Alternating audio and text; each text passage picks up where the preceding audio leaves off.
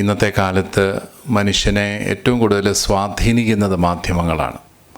അതേത് തരത്തിലും മനുഷ്യൻ്റെ അഭിപ്രായങ്ങളെയും കാഴ്ചപ്പാടുകളെയും എല്ലാം സ്വാധീനിക്കാൻ മാധ്യമങ്ങൾക്ക് സാധിക്കും. പൊതുജനാഭിപ്രായം രൂപീകരിക്കുന്നതിന് ഏറ്റവും കൂടുതൽ ഉപയോഗിക്കുന്ന മാധ്യമമാണ്. നിങ്ങൾ ഈ കഴിഞ്ഞ തെരഞ്ഞെടുപ്പിൽ ശ്രദ്ധിച്ചു കാണും, എല്ലാ രാഷ്ട്രീയ പാർട്ടികളും കോടിക്കണക്കിന് രൂപ മീഡിയയിലൂടെയുള്ള ഇൻഫ്ലുവൻസിങ്ങിന് ചെലവഴിച്ചിട്ടുണ്ട്. അത് കേൾക്കുമ്പോൾ ഇച്ചിരി അസ്വസ്ഥത തോന്നത്തക്ക രീതിയിലാണ് കോടികൾ ഈ മേഖലയിൽ മീഡിയയിലൂടെ ചെലവഴിച്ചിരിക്കുന്നത്.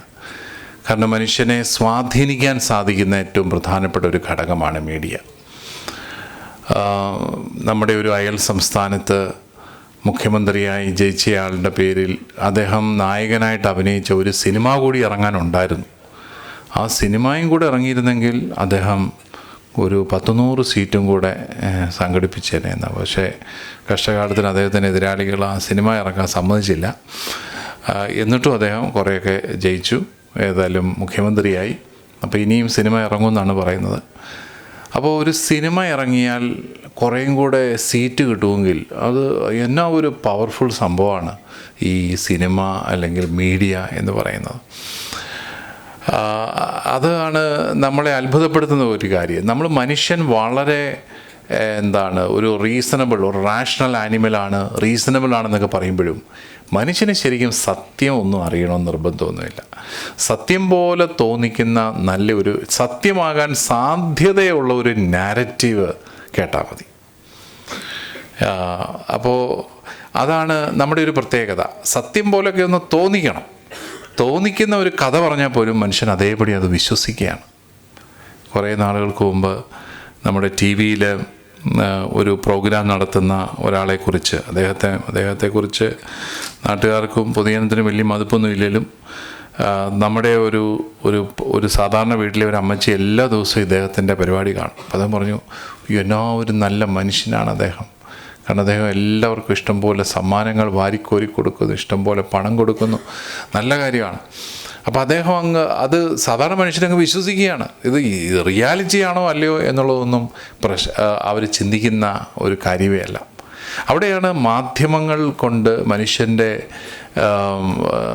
മനസ്സിനെ എത്രമാത്രം സ്വാധീനിക്കാൻ സാധിക്കും. അതിന് പല തരത്തിലുള്ള കോൺസിക്വൻസസ് ഉണ്ട്. പ്രത്യേകിച്ച് സത്യം അറിയാൻ ഇപ്പോൾ നമ്മൾ എവിടെ പോകണം എന്നൊരു ചോദ്യമുണ്ട്. സത്യം പറയുന്നത് ആരാണ്? ഇത് സത്യമാണോ?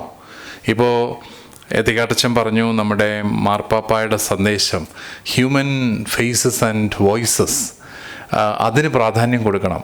പരിശുദ്ധ പിതാവ് പറയുന്നതിൻ്റെ കാരണം എന്താണ്? ഇപ്പം നമ്മളെപ്പോലെ തന്നെ ഇരിക്കുന്ന, നമ്മളെക്കാളും യാഥാർത്ഥ്യം തോന്നിക്കുന്ന ഡീപ്പ് ഫേക്ക് ഇമേജസൊക്കെ ഉണ്ടാക്കാൻ വളരെ എളുപ്പമാണ്. ഞാൻ പറയുന്ന കാര്യങ്ങൾ, ഞാൻ ചിന്തിക്കുക പോലും ചെയ്യാത്ത കാര്യങ്ങൾ എന്നെക്കൊണ്ട് പറയിക്കാനായിട്ട് ഇപ്പോഴത്തെ ടെക്നോളജിക്ക് സാധിക്കുകയാണ്. അത് ആൾക്കാർ വിശ്വസിക്കുകയും ചെയ്യും. പിതാവ് അങ്ങനെ പറഞ്ഞോ എന്ന് അങ്ങനെ നമ്മൾ ചിന്തിക്കുകയും ചെയ്യും. നമുക്കെതിരെ ജനാഭിപ്രായത്തെ തിരിക്കാൻ സാധിക്കും. അപ്പോൾ അവിടെ ഹ്യൂമൻ ഫേസിനും വിലയില്ല, ഹ്യൂമൻ വോയിസിനും വിലയില്ലാത്ത ഒരു കാലഘട്ടം. അത് അതിൻ്റെ നെഗറ്റീവ് വശമാണ്. പോസിറ്റീവായിട്ടുള്ള വശം നമുക്ക് ജനത്തെ സ്വാധീനിക്കാനായിട്ട്, നമ്മുടെ ഒരു ആശയം പങ്കുവയ്ക്കാൻ. ഇപ്പോൾ നമ്മൾ വലിയ മൈക്ക് വെച്ച മൈതാനങ്ങളിലൊന്നും കൊട്ടിഘോഷിക്കേണ്ട കാര്യമില്ല. നമ്മുടെ മുറിയിലിരുന്നൊരു ചെറിയ വീഡിയോ ഇട്ടാൽ മതി, അനേകായിരങ്ങളിലേക്ക് അത് എത്തുകയാണ്. യഥാർത്ഥത്തിൽ സുവിശേഷ പ്രഘോഷണത്തിനുള്ള വലിയൊരു തടസ്സം മാറിക്കിട്ടി എന്നാണ് എനിക്ക് തോന്നുന്നത്. ഇത്രയും നാളും നമുക്ക് രാജ്യത്തിൻ്റെ അതിർത്തികളും ദേശത്തിൻ്റെ പ്രത്യേകതകളും എല്ലാം ഒരു പരിമിതിയായിരുന്നെങ്കിൽ ആ പരിമിതികളെല്ലാം പോയി. സുവിശേഷം നിൻ്റെ മുറിയിലിരുന്നോട് നിനക്ക് പ്രഘോഷിക്കാം അനേകായിരങ്ങളോട്. ആ ഒരു വലിയ സാധ്യതയും അതുകൊണ്ട് നമ്മുടെ ഇന്നത്തെ കാലത്ത് ഏറ്റവും ശക്തമായ ഒരു ഇൻഫ്ലുവൻസ് മീഡിയ പുലർത്തുന്നുണ്ട് എന്നുള്ള ഒരു യാഥാർത്ഥ്യം ഉൾക്കൊണ്ട് നമുക്ക് നല്ല മൂല്യങ്ങളുടെ പക്ഷത്ത് നിൽക്കാനായിട്ട് സാധിക്കും.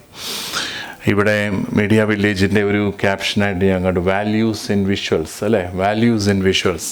നമുക്ക് വേണമെങ്കിൽ നമ്മുടെ നീഡ് അനുസരിച്ച് മീഡിയയിൽ പ്രവർത്തിക്കാം. ഓരോ മനുഷ്യർക്കും തൃപ്തിപ്പെടുത്താനായിട്ട് അവന് ഇഷ്ടമുള്ള കാര്യങ്ങൾ മാത്രം നമുക്ക് മീഡിയയിലൂടെ കൊടുക്കാം. അതല്ലെങ്കിൽ ചില വാല്യൂസിന് വേണ്ടിയിട്ട് കൊടുക്കാം. നമ്മുടെ തന്നെ മീഡിയ വില്ലേജിലെ പഴയ വിദ്യാർത്ഥികളെല്ലാം കൂടെ ഇറക്കുന്ന സിനിമകൾ, പലതിനെക്കുറിച്ച് നമുക്ക് സന്തോഷമുള്ളത് അവരൊക്കെ എങ്ങനെയൊക്കെ കുറച്ച് നല്ല മൂല്യങ്ങൾ കൊടുക്കാനായിട്ട് സാധിക്കുന്നുണ്ട്. ചില നല്ല സിനിമകളെക്കുറിച്ച് ഞാൻ കേൾക്കുകയുണ്ടായി. അവിടെയൊക്കെ നമ്മുടെ പൂർവ്വ വിദ്യാർത്ഥികൾ വർക്ക് ചെയ്തിട്ടുണ്ട്. അതിൻ്റെയൊക്കെ പിന്നിൽ ഒത്തിരി സന്തോഷം തോന്നി. അപ്പോൾ നമുക്ക് മൂല്യങ്ങളുടെ പക്ഷത്ത് നിന്നുകൊണ്ട് മാധ്യമ പ്രവർത്തനം ചെയ്യാം, അല്ലെങ്കിൽ വൈകാരികമായ ആവശ്യങ്ങളുടെ പക്ഷത്ത് നിന്നുകൊണ്ട് മാധ്യമ പ്രവർത്തനം ചെയ്യാം. അവിടെ നമ്മളുടെ ദൗത്യമായിട്ട് നമ്മൾ കരുതേണ്ടത് മൂല്യങ്ങളുടെ പക്ഷത്ത് നിന്നുകൊണ്ട് പ്രവർത്തിക്കുക എന്നുള്ളതാണ്. അതിന് മുന്നിൽ നിന്ന കുറേ വ്യക്തികളെ നമ്മൾ ഇന്ന് ആദരിക്കുകയാണ്. എല്ലാവർക്കും എല്ലാവിധ ആശംസകളും നേരുകയും ഇപ്രകാരം ഒരു വേൾഡ് കമ്മ്യൂണിക്കേഷൻ ഡേ ഇവിടെ സംഘടിപ്പിച്ചതിന് പ്രത്യേകമായിട്ട് നമ്മുടെ മീഡിയ പോസ്റ്റ്ലേറ്റിനും ജോർജിനച്ഛനും എല്ലാം അഭിനന്ദനങ്ങളും അറിയിച്ചുകൊണ്ട് എൻ്റെ വാക്കുകൾ ഞാൻ ഉപസംഹരിക്കുന്നു.